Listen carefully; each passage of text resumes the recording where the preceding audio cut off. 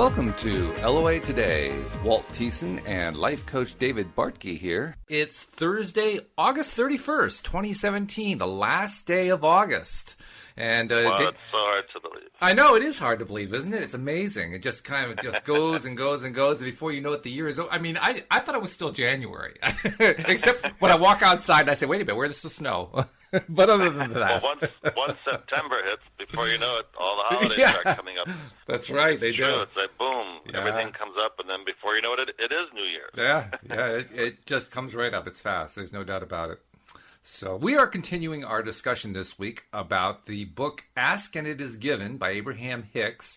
We are on chapter 2, and if you've been following along, you've probably been wondering how many chapters there are. There are 22 chapters in this book, so you just might as well sit back and relax for a few weeks, because there's a lot to go over here. But it's all really good information. It's really good. There's no doubt about it. And I mean, you can read this book, you can read all their stuff, you can subscribe to their daily notes. Do you get the Abraham-Hicks emails every day, David? I do, and actually I wanted to read one of the quotes because I thought it was really pertinent to what we're talking about. Appropriate. They'll go for it then. Okay, well, I don't know if you've heard this, but a lot of times Abraham/Esther will say it's not the getting the thing that you want that brings you the joy. It's the journey along the way that should do that. It's the experience, right? Yeah, so this is a quote that kind of goes along with that. So here it is from Abraham.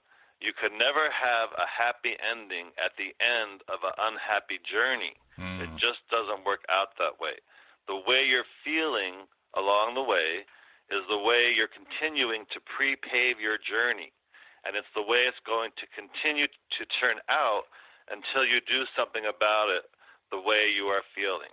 So, and feeling, of course, now we know is another word for saying vibrating.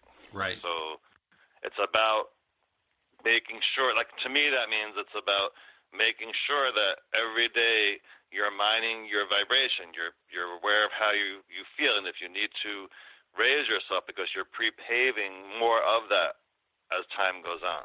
Yes. Yeah, that makes all the difference in the world. And in fact, I guess the corollary that goes along with it is not only do you want to be clear about what it is you're going to focus on, but people tend to get stuck. I mean, the day that we are recording this show, the Abraham-Hicks daily quote that came out said, people often believe that because something happened and because it is a fact or true, that it should be focused upon and therefore kept vibrationally active. And that's the mistake, isn't it?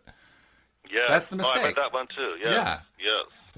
And they point out that's why so many people keep many things active that do not serve them. So, so the trick is you don't have to pay attention to what's going on just because it's going on. Yes, and also that, but just mining your vibration along the way because you're pre-paving your future. That's hard for people to get to. That the way you keep yourself feeling today will affect your future. Right, and what you're experiencing today was directly related to what you felt yesterday.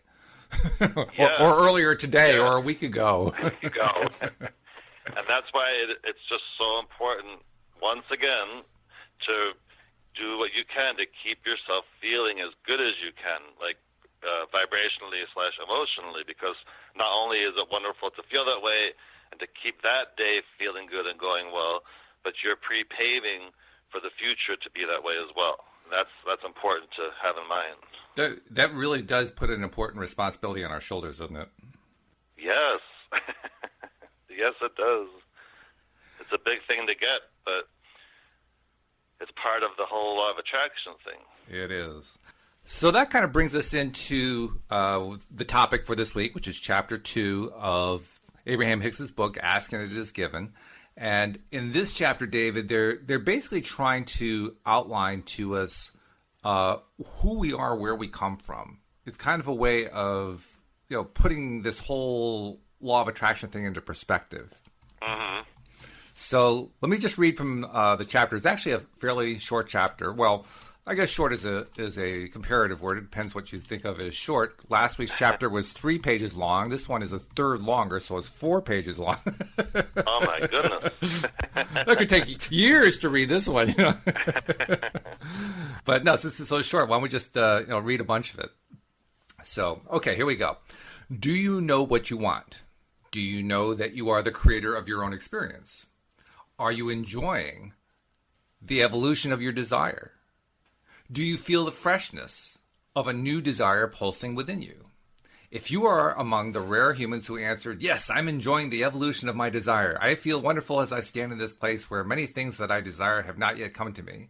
Then you understand who you are and what this physical life experience is really all about. I don't know about you. When I first read that, I said, what? Well, we could go through each one of those questions and talk about each one. That's probably true. I mean, let's do that. Do you know what you want? That alone is a tough one for many people. That stumped me for quite some time when I first became aware of The Secret.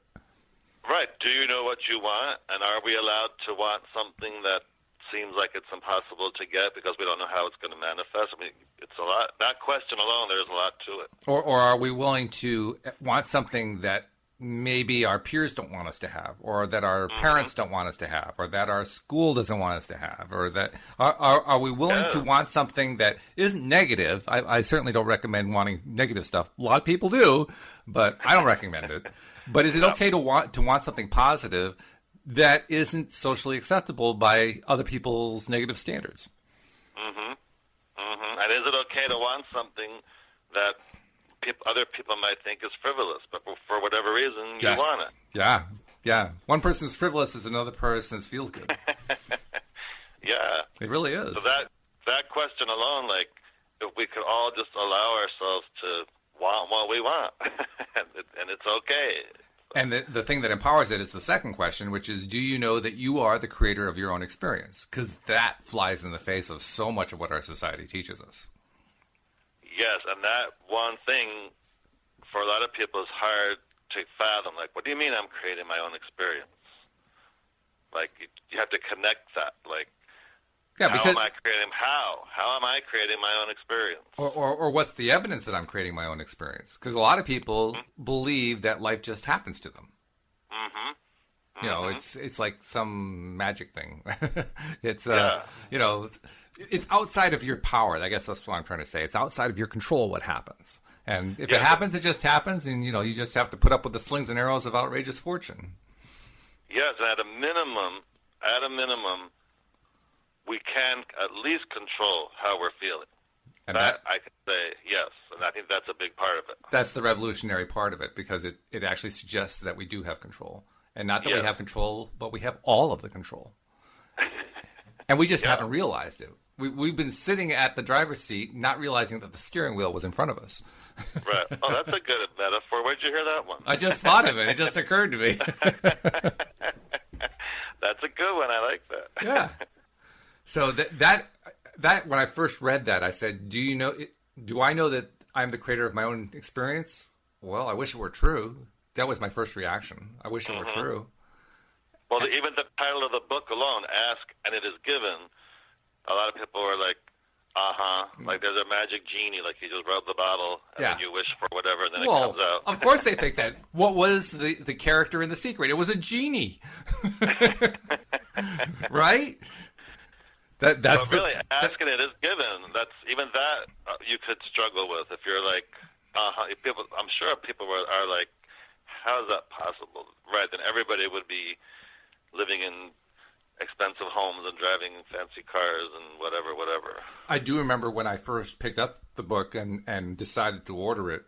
I saw it first at I think it was on a coffee table somewhere, and after that I decided to order it, so I ordered it through Amazon, I think it was. And when I got it in my hands, the feeling, it wasn't really a thought, it was a feeling. The feeling that I had was, I really hope it's true.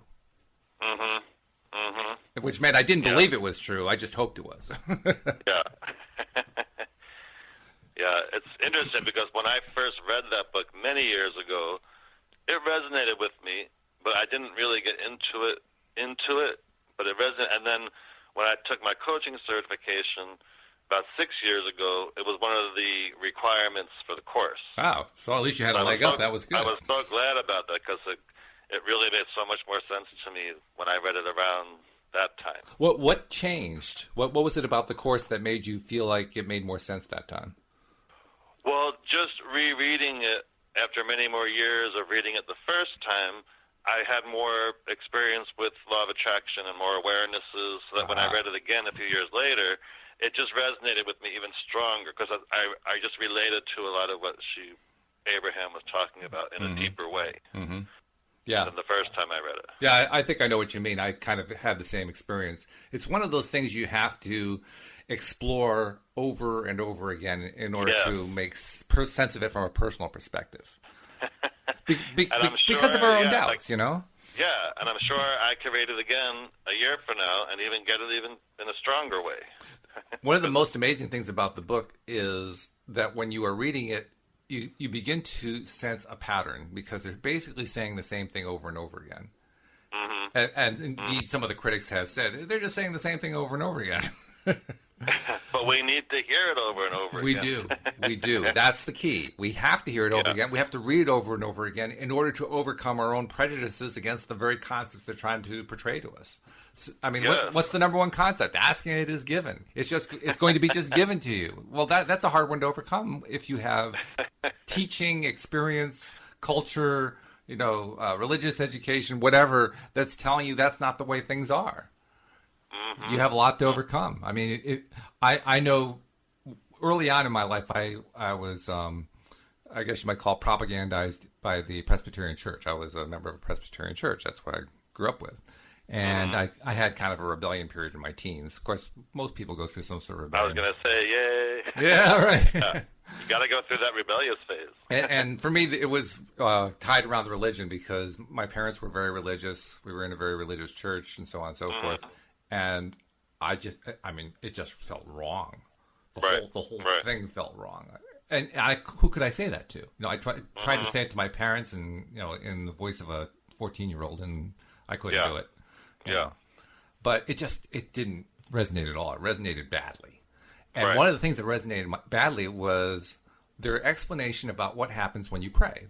Now, of course, religion is about relationship to what they call God, which I think we might call spirit, or what we might call that spiritual energy, but they call it God, and they actually think of it as a being, as a single being, who gives out commandments and all that kind of stuff. Yeah.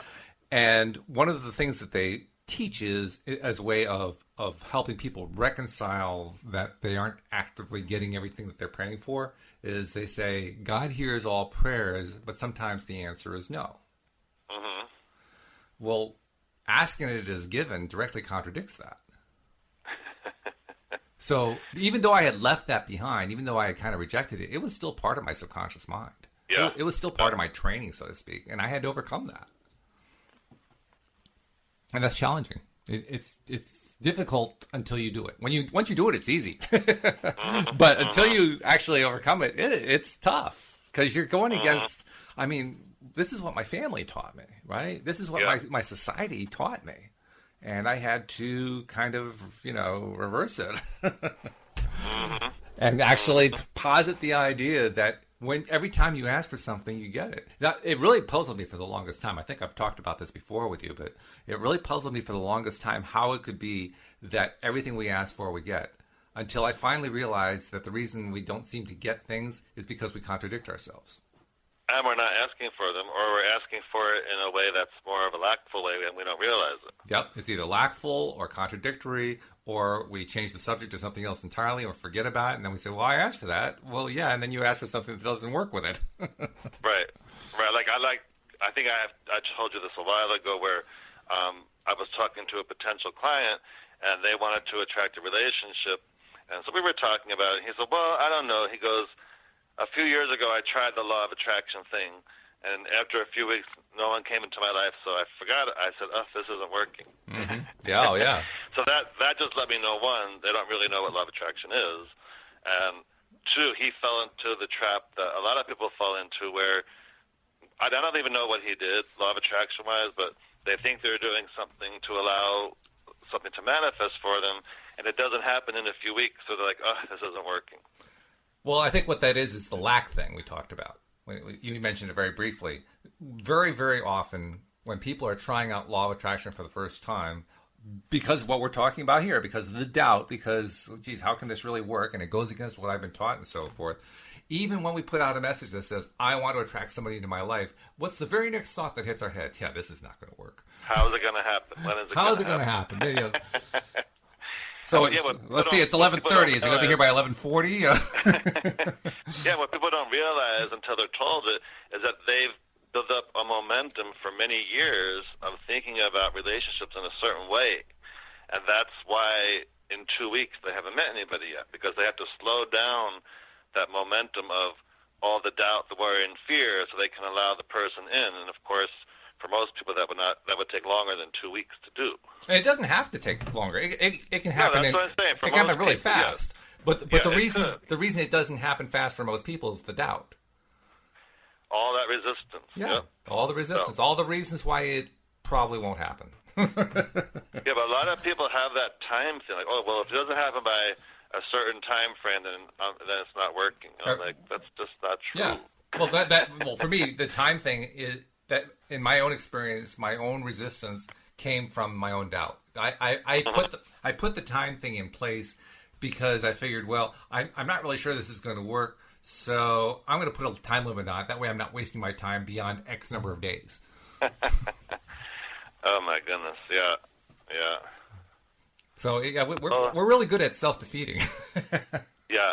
Then other people like to put time limits on other people. Like, I had this one client who was going through a divorce, and she kept saying, well, I want this phase to end by this date, and this phase to end by this date. So, of course, she was setting herself up for in a trap, because when you do that with those dates, and then it doesn't happen by that date, then you're like, oh, see, this doesn't work. Right. Yeah. Oh, yeah. And setting a date, to me, just by setting a date is a low vibration thing to do. It is. It's very self-defeating. Yeah. And yet, it's interesting that there are a lot of I wouldn't say necessarily law of attraction gurus, but gurus, self-help gurus, and so forth, who urge you to set a date, set time deadlines, and so forth. The thing to understand, of course, is that there's a difference. What they're teaching is they're teaching a different kind of concept. The concept they're talking about is setting? Is that what you mean, like goal setting? They're talking about setting a goal that you're going to go after, and it's a little different. And setting the goal with a time so that you're pushing yourself to take more and more steps to get that goal accomplished. That's what they're talking about. You're like, I have to do and get this done by X date, or else, that's different than like, I have to meet someone by next month. Which is interesting because, among other things, I found that you can do that pattern that they teach, and yes, you can get to your goals that way, but you don't have to. You actually don't have to do it that way. I mean, you're basically creating a lot of busy work for yourself when you do it that way.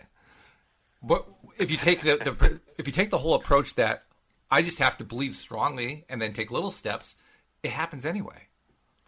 So you don't have to do all that hard stuff. Yeah.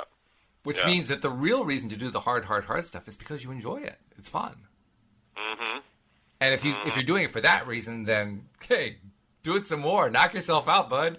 But the whole thing with ask and it is given is it just has to. Part of that has to just go with trust. Just trusting in that. You talked also about the momentum, and that actually leads to the third question, which they raised in this paragraph. Are you enjoying the evolution of your desire? Yes, that's kind of what I read about today from the quote. Right. Just are you enjoying the journey to your manifestation of whatever it is? That's also a tough concept, because what it's really saying is, even if you don't enjoy the journey that you're having right now, find the good part of it. Because otherwise, if you're focusing all the time on what is, because that's what is, right? What you're experiencing right now is what is. If you're focusing on the what is and you don't like most of the what is, you're going to continue to get more of the stuff that you don't like. But that whole pre-paving your future, that could throw a lot of people. Like, well, what does how I feel today have to do with what's going to happen in my future? Sure, yeah, because there's a time disconnect. And it's not easy to look at what happened today and look back and say, all right, so where did I attract that recently? Yeah. Yeah. It's hard to match it up. It's hard to find the correlation just because we don't keep a running log of everything that happens all day long. So you can't exactly go back and check. Okay, here's what happened at 11:30, and you just can't do that. You wouldn't be able to actually live life if you did that. Yeah, that goes back to what we talked about one of our other talks, where Esther/Abraham talks about there's all kinds of things lining up for us that we can't see. Yes, and that unseen part can make it harder for us to trust that something is lining up for us. And that ties into the fourth question they raised, which is, do you feel the freshness of a new desire pulsing within you? Because when you recognize what you were talking about, when you're in attunement with it, if you will, if you're aligned with it, then having a new desire feels good. Yes. But when you're resisting it all, when you're fighting it all, the last thing you want is a new desire.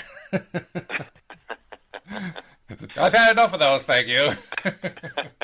Get out of here. Right, and with every new desire, there's always a choice to nourish it or to squash it.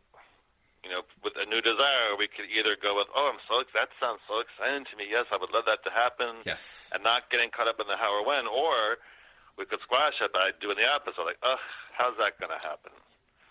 And then we go down that road, and then it kills it. And that's what they talk about here with the next part of this chapter. The second paragraph says, if you are among the rare humans who answered, yes, I'm enjoying the evolution of my desire, I feel wonderful as I stand in this place where many things that I desire have not yet come to me, then you understand who you are and what this physical life experience is really all about. But if you are, as most humans are, feeling unhappy about your unfulfilled desires, if you have a desire for more money but you find yourself in a continual state of shortage, if you are not satisfied with your job situation but you feel stuck and cannot see any way of improving it, if your relationships are not satisfying, or if the dream relationship that you have desired for as long as you can remember continues to be just out of reach, if your body does not feel or look the way you would like, then there are some very important and rather easy to understand things that we would like to convey to you here. So let's talk about what are those things they want to convey to us, David. I mean, when you're trying to convey, what do you convey to a client when you're trying to explain this to them? Well, that you have to keep the way you feel about what you want at a raised vibration, meaning you have to stay positive about it, and you have to think about what you want about whatever it is you want over the opposite. Because all those things you read, there's a lot in there. What you just read. There is. And in fact, they even give an explanation about why they wrote the book as a way to tie the whole thing together. Because they say, we write this book to reawaken within you, to reawaken. That's an important word. To reawaken within you your memory of the power and inevitable success that pulses through the core of that which you really are. Which means what? Which means the power is in you. You are the power. Yes. Yes, you have the power. You have the power. And they say, we write this book to assist you in returning you to your place of optimism, positive expectation, and expanding joy, and to remind you that there is nothing that you cannot be, do, or have. And we write this book because, this is really interesting, we promised you we would.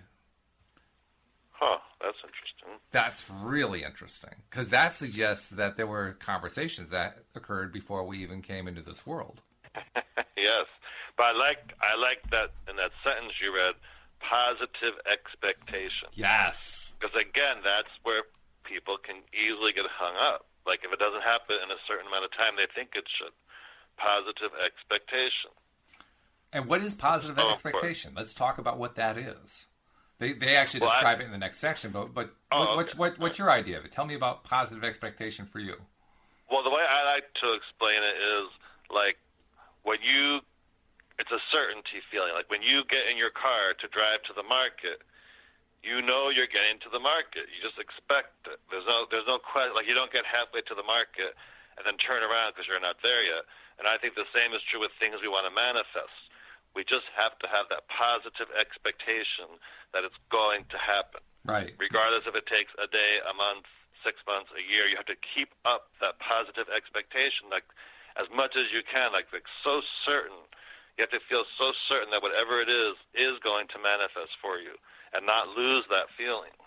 And that positive side is what they talk about in the next section. They just said that We write this book because we promised you we would, which is really intriguing. Yeah. And then they talk about some of that early conversation that happened before we got here. And what they say is this. You said, quote, I will go forth into the physical time-space reality among other beings, and I will assume an identity with a clear and specific perspective.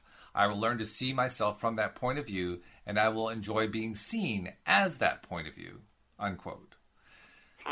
You said, quote, I will observe what surrounds me, and my response to what I observe will cause my own valuable personal preferences to be born, unquote. And then you said, quote, I will know the value of my preferences. I will know the value of my perspective, unquote. And then you said, and this is the most important part of all they write in parentheses, quote, I will always feel the power and value of my own personal perspective, for the non-physical energy that creates worlds will flow through my decisions, my intentions, and my every thought for the creation of that which I set into motion from my perspective, unquote. Wow. Could you read that one again? Because there was a lot in there. There's a ton in there. There was a lot. Yeah. I'll try to go slow. I talk fast, but I'll try to go slow. Okay. I will always feel the power and value of my own personal perspective, for the non-physical energy that creates worlds will flow through my decisions, my intentions, and my every thought, for the creation of that which I set into motion from my perspective. It's a run-on sentence, but it has a lot in there. I mean, to say non-physical energy that creates worlds, I mean, that's huge. Like huge. Yeah. It's also a clue about what the true nature of being is. Mm-hmm. It's one of the very first clearest statements that we are all spiritual energy. Yeah. We come from the non-physical side of energy to the physical side. But we are all energy on the spiritual side. And we're all energy on the physical side, too. We are energy. And that energy flows through us. It's the energy that creates everything. It's the energy that created the so-called Big Bang. It's the energy that created the universe. It's the energy that makes the universe march along. It's the energy that makes things happen. It's the energy that allows things to be built and to constructed or even torn down and start all over again. It's the energy that makes everything happen in life. Yes. But I could also see how someone new to all this reading that would be like, what? What do you mean creates worlds? Like, that's a lot in there. It is, yeah. Well, creating worlds is sort of a dramatic way of saying this is the energy that does everything. Yeah. So, yeah, it's pretty big stuff. And I have to say, this is where the book was starting to hook me. Because I read this book when did I read it for the first time? I was in my mid-50s. And I had rejected religion when I was in my teens. So that meant I had roughly 40 years of first, basically not believing in anything, and second, later on believing with doubt, and then third believing, well, there's something going on, but it ain't what I was taught. And then I read this and I think, oh, wow, this really resonated with me. This made a lot of sense. Now I can make sense out of a lot of stuff that had been told to me by others about what they thought spirit was, what they thought the other side was, and so forth. And a lot of it didn't make any sense to me. This made sense to me. This idea resonated with you. Oh, yeah. This idea that we are energy and that non-physical energy flows through us. Yeah. That made a lot of sense. And it still does. Now, it goes on to say, you knew then, before your physical birth, that you were source energy specifically focused in this physical body. There's that phrase for the first time, source energy. Specifically focused in this physical body, and you knew that the physical person you would become could never be separated from that which you came from. Boy, did that resonate with me. Because what's one of the main concepts of Christianity? Sin. Separation from God. That's basically what sin means. And this is basically saying something I had always suspected but didn't dare vocalize, that you cannot be separated. It is impossible to be separated. Yeah. In fact, the only way that I can now make sense of the whole concept of sin is to say to myself, sin, if you're going to really believe in such a concept, and I really think it's kind of foolish to spend much time on it, but if you're going to believe in it, here's what sin really is. It's turning your attention away from the connection and pretending that it's not there. The connection continues to be there, but kind of like a 2-year-old who covers his eyes and says, you can't see me. Being in sin is pretending that you're not connected when you really are. Mm-hmm. And even that way, the whole concept of sin still seems kind of wacky to me. But that's the closest I can come to making any sense out of it, because I think other than that, sin is nonsense. Right, right. You agree? Yeah, no, it makes sense what you're saying. I never thought about it so much, but yes. Okay. Well, fair enough. Apparently, you spend a lot less time thinking about this stuff. You just say, let's go, and I spend all this time figuring it all out. you have that scientific mind. I've got that, yes. It's a. You want to know why and how and when. And it's a blessing and a curse all wrapped up into one. I'm just like, okay, this resonates with me. This is right. Done. End of Right. sentence. That's good enough. Next. But it's interesting about the religion thing, because I've had clients where they are very religious, and they're like, well, can I be very religious and still work with the law of attraction? And I'm like, of course you can. You can totally be whatever religion you are and still become aware of how you think about things and how you feel about things, and you don't. Oh, sure. You don't have to separate it. And the good news is that there is quite a bit in Christianity that is almost word for word law of attraction. Mm-hmm. So, I mean, if you're willing to be a little bit picky and choosy about the parts of it that you're paying attention to, you can pay attention to those parts real well. I mean, even in the Bible, which I cannot quote right now, I have read it though online. There are some quotes that are very law of attraction based. Definitely are. Yeah. Yeah. In a huge way. I mean, the whole concept of loaves and fishes. Mm-hmm. That's a gigantic law of attraction. That whole story, that whole parable, is all law of attraction. The parable of the talents. And people who, there's the people who hide the talent away and the people who invest the talent and so on and so forth. That's all law of attraction too. Mm-hmm. In fact, there are large chunks of the early New Testament that are very law of attraction. Not all of it, but large chunks of it that really are. Mm-hmm. So you just have to be willing to, look at the parts that really say it, that really, that are consistent with the Christian creed. But are also consistent with the law of attraction principles too. Yeah, that'll be interesting for one of our shows to find some of these quotes and talk about it, because it's interesting how even so long ago people were talking about it. Well, I have an associate who is a member of a local church that is, I think it's one of those independent Baptist type churches, but it's also one of the more modern ones. They got like a tele screen at the top, at the front of the room and so forth. And he brought this up to the minister of that church, and the minister said, "Oh yeah, sowing and reaping." Mm-hmm. Mm-hmm. And if you think about it, what Christians teach as sowing and reaping really is the law of attraction. As you sow, so shall you reap. Mm-hmm. Well, the only thing that's missing from the Christian creed, this actually shows the weakness of the creed as far as I'm concerned. Mm-hmm. Sowing and reaping within Christian creed is usually just taught in terms of if you do something bad is going to happen to you.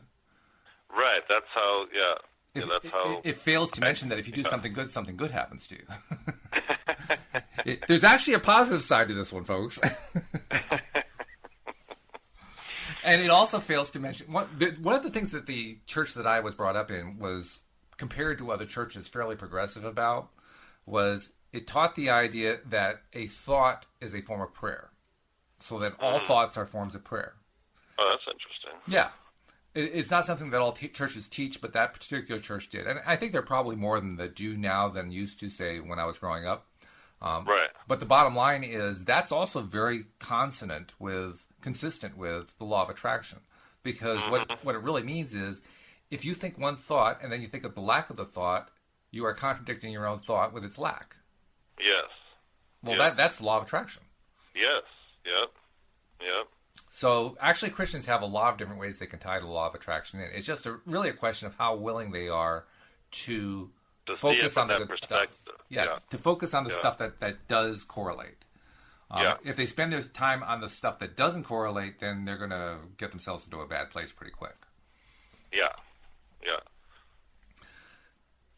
Next section of the book now. It says, "We know who you are." We know who you are. It sounds threatening.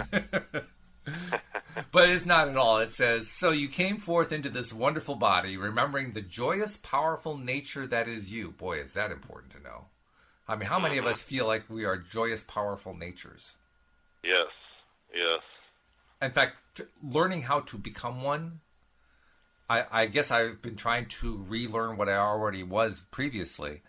But it's quite an experience when you are taking yourself from a habitually more negative place to a habitually more positive place. It's almost like you're learning the joy again. Yeah. Yeah. Because certainly it feels that way. It doesn't seem like I ever did this before.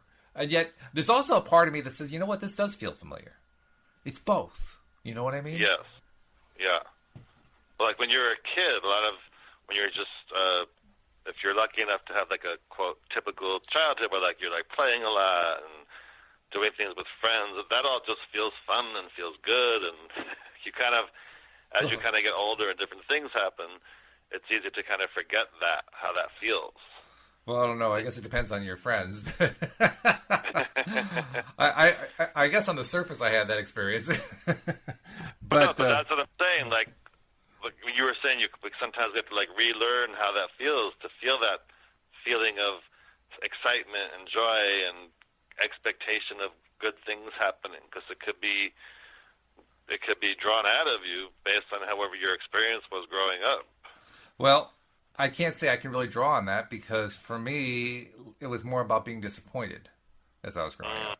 So I can't say I ever really had any section of my childhood where I experienced, unbounded joy for stuff and good stuff happened. I didn't really have that. Right. And I don't know. That's like the Norman Rockwell moment. Do people actually live that way? I hope for a little bit of time at least. I hope everybody does at some point during their lives. Yeah. But it certainly didn't happen to me that way. And I suspect a lot of people, there's so much dysfunctionality in families that we're now aware of that I suspect most people didn't have the Norman Rockwell experience. But the good news is it doesn't matter whether we had it. That's right. The good news is we can have it now anyway.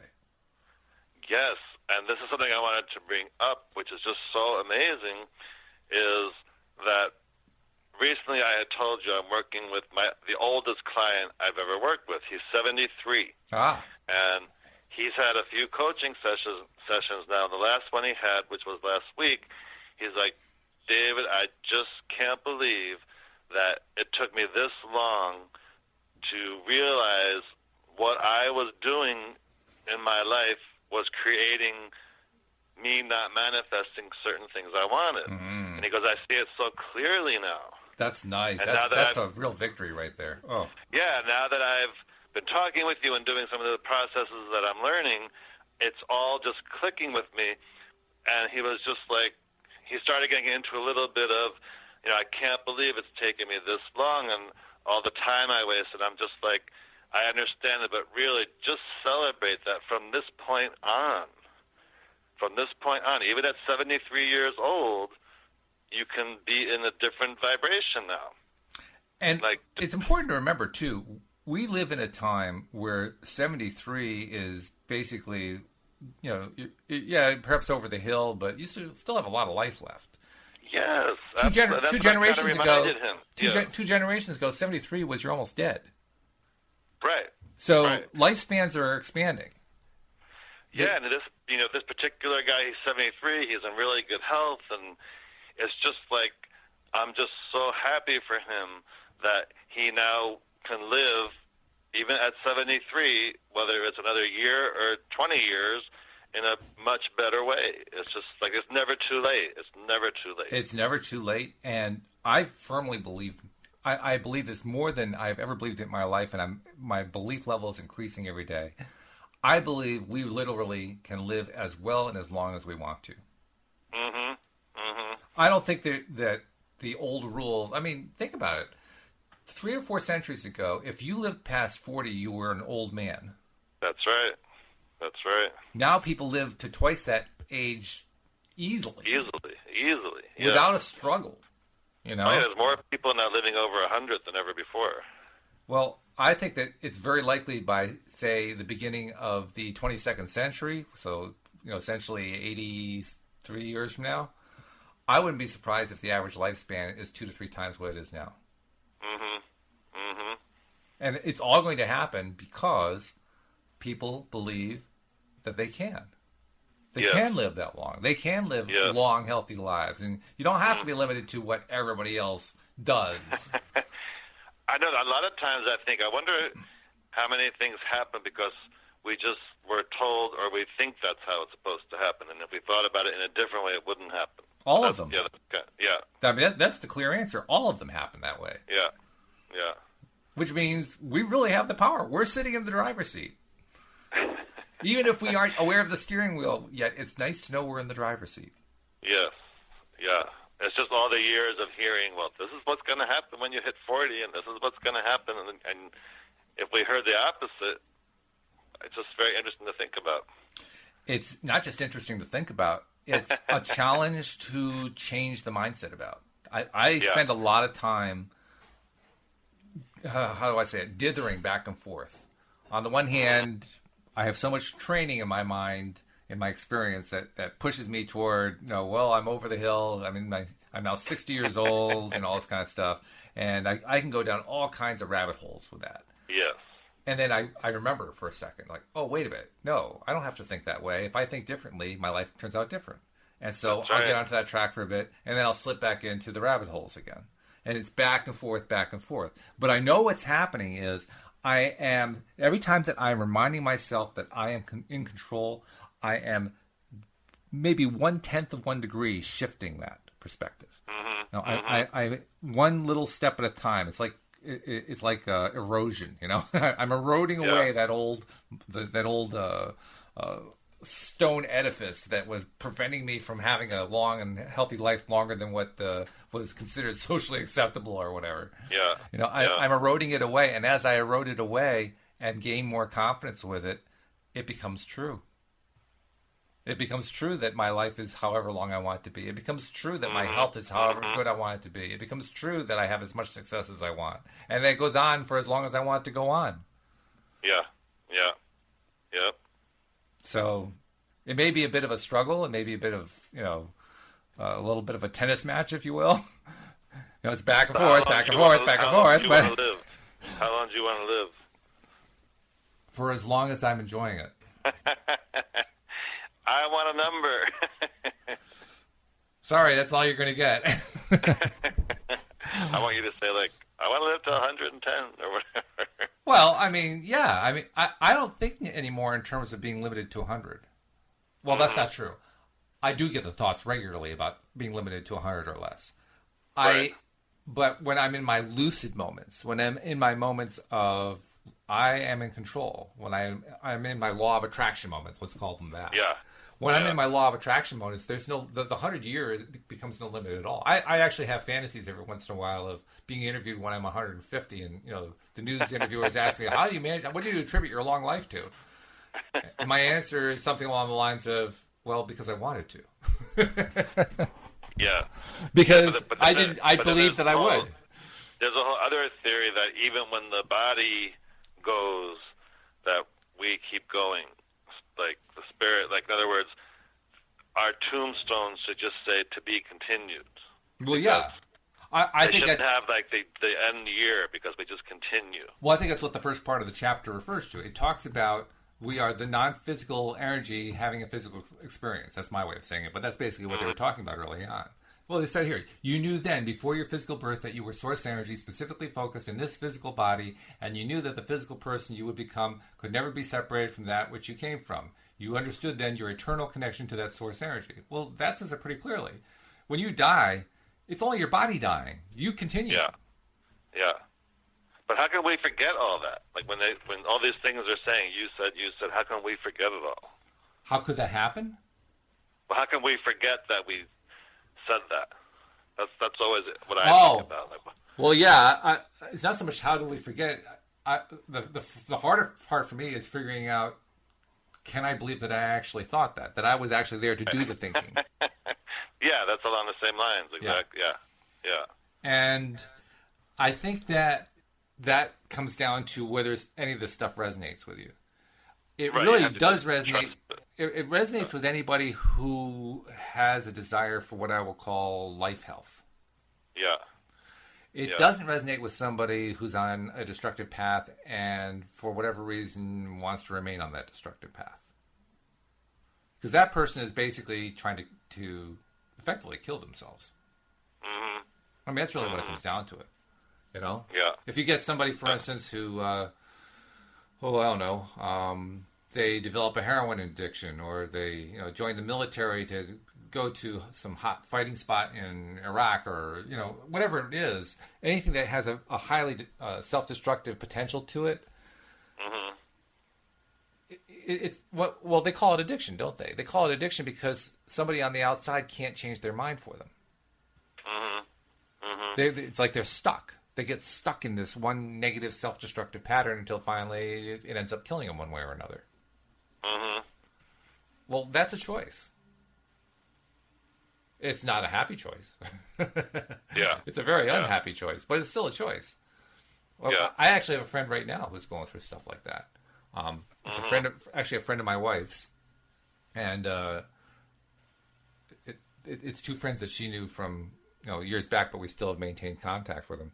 And it's a married couple, and she, in the married couple, recently discovered that he, who was previously an alcoholic, has since fallen into a heroin addiction and has been hiding it from her. Oh my goodness! And she had already threatened that if he did anything like that, they were done. They were through. Mm-hmm. Mm-hmm. Well, he did it again, and so she kicked him out of the house, and he's now living in a basically a Skid Row type motel that's inhabited by druggies. Oh my goodness! And he's on a completely self-destructive path. Mm. Well, without getting into all the details about it, right. One of the things that occurs to me when I see that result, and I've known this guy. I can't say we're close friends. My wife is close friends with his wife. That's where the real connection is. But I know him well enough, and I care enough about him that I really don't want him to be on this path.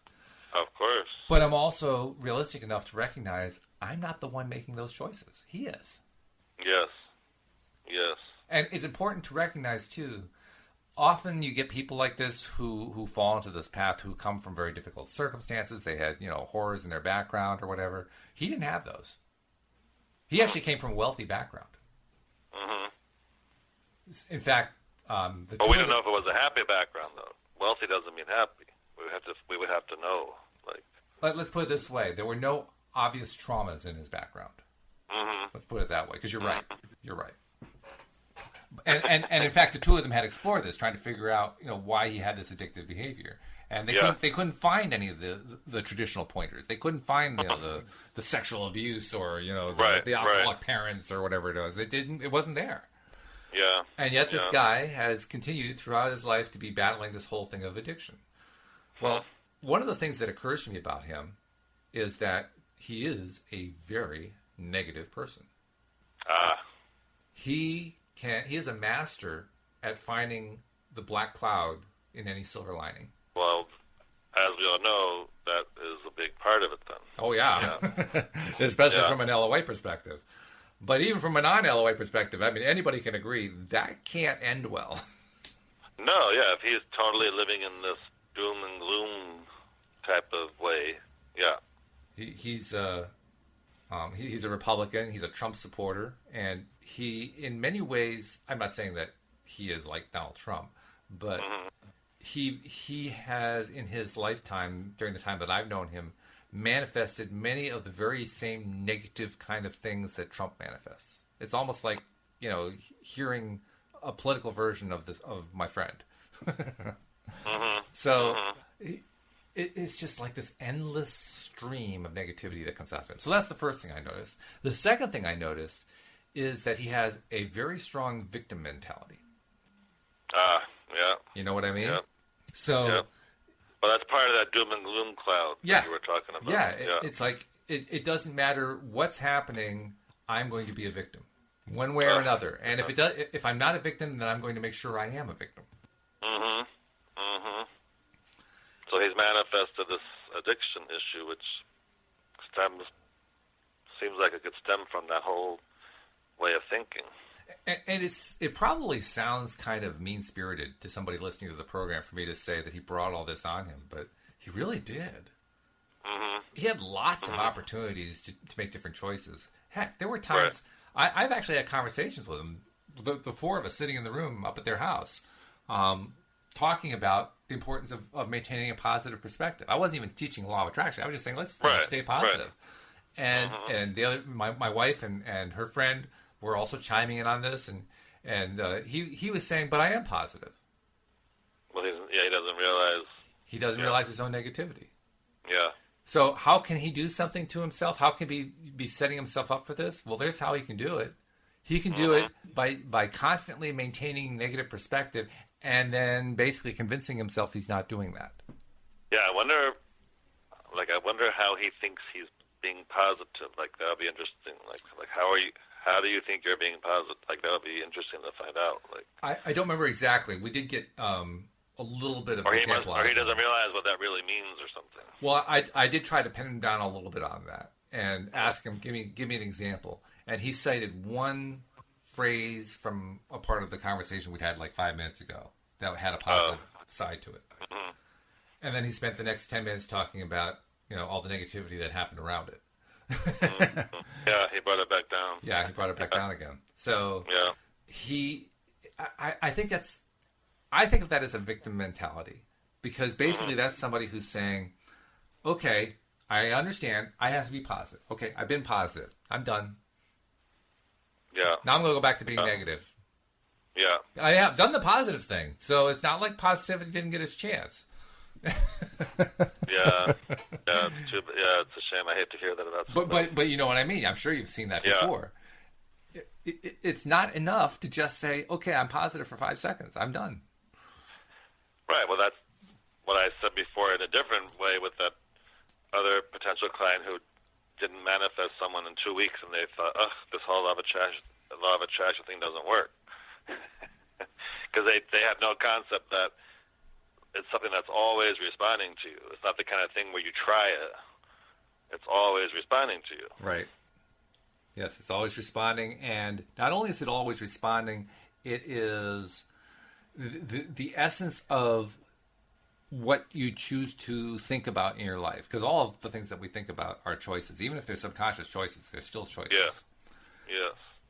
And if there are certain choices that we've been making that we don't like, we have the option of changing them and replacing them with other choices. We can do that. Yep. But the person who's in that self-destructive mentality has convinced themselves that they are not capable of making new choices. They've convinced themselves that they're locked in. Convinced themselves, what's the point? And they gain some sort of, I don't know, macabre, I guess is the word, or self-destructive feeling of not accomplishment, but they get some sort of negative energy back that reinforces what it is they were trying to get in the first place. They're hungry for energy, so they'll settle for it. Energy. Yes, the whole like energy attracts like energy. It's like it's better to get negative energy than no energy at all. That's the mindset. Yeah. Not realizing that you're locking yourself in. Right, you're just continuing that same low vibration.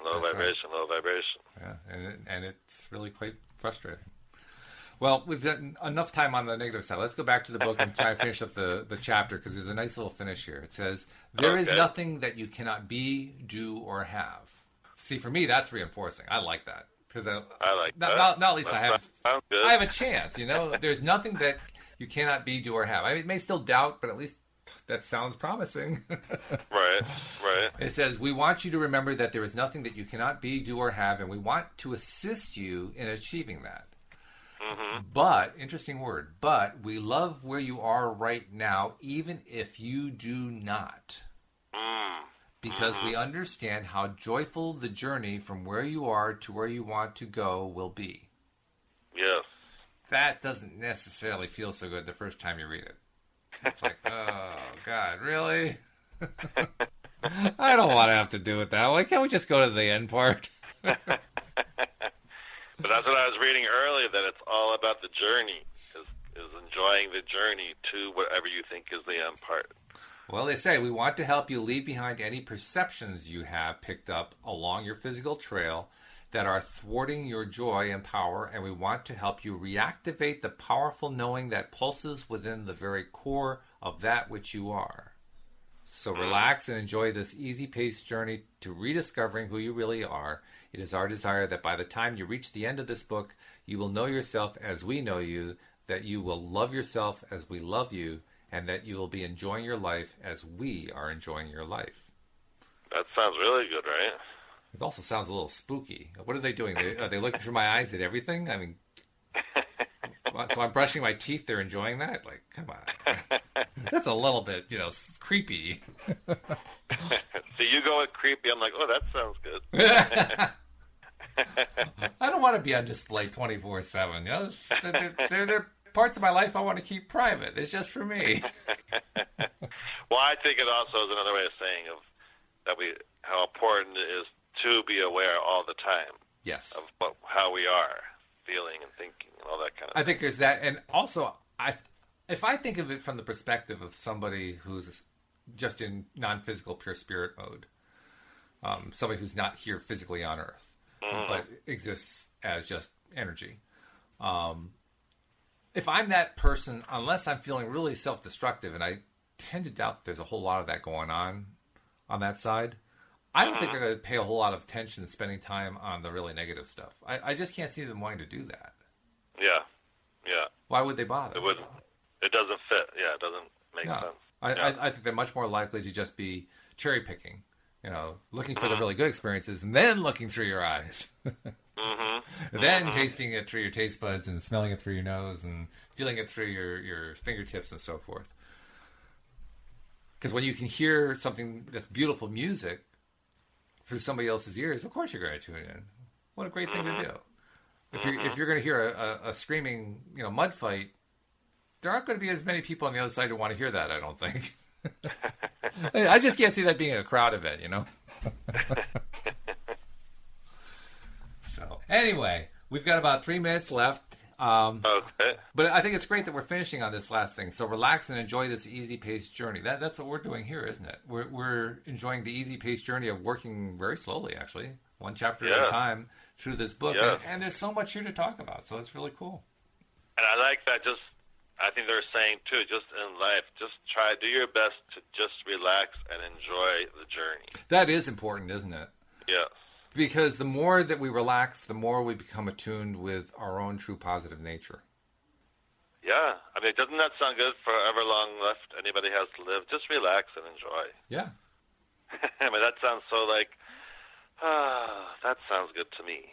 It's not what we've been taught, for the most part. Right. For the most part, it's actually almost at odds with what we've been taught, with what we've been trained to be,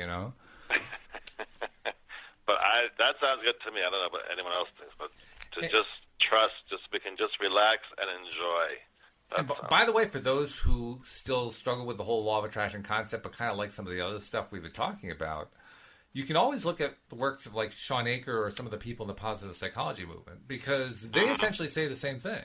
They just do it for different reasons from a different perspective. But they're saying the same thing, and just enjoy your life. Yes. Feel good. Yes. And more importantly, feel good, because that's the proper order of things. You feel happiness, and then you experience the good things. It's not you have to work to experience the good things in order to feel the happiness. Right.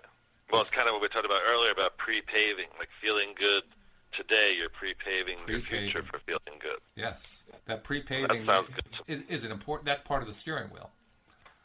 We talked about a steering wheel that we're sitting in the driver's seat, controlling our own feelings and emotions. That's part of the steering wheel. Is the pre-paving process. That's really important. Yeah. So, minute and a half left. David, tell them a little bit about how to reach you in case they want to get a little one-on-one training. Yeah, if anyone's interested in finding out about me, or maybe you want some law of attraction coaching, which is amazing, you can check out my website, lifecoachdavid.com. And I've also written a few books on Amazon, Vibratize Your Life and Magnetize Your Life, and those will also help you understand the law of attraction. Very good. All right. And, of course, continue to listen to us here on PRN. And if you haven't already, subscribe to us at our website, loatoday.net. That way you can be listening in every time we put out a new podcast, because your podcast software will alert you saying, hey, there's another podcast from Law of Attraction Radio, LOA Today. Yay. So, Dave, it's been a pleasure as usual. Same here. Enjoyed it. All right. I have too. We'll see you all next time here on LOA Today. Goodbye, everybody.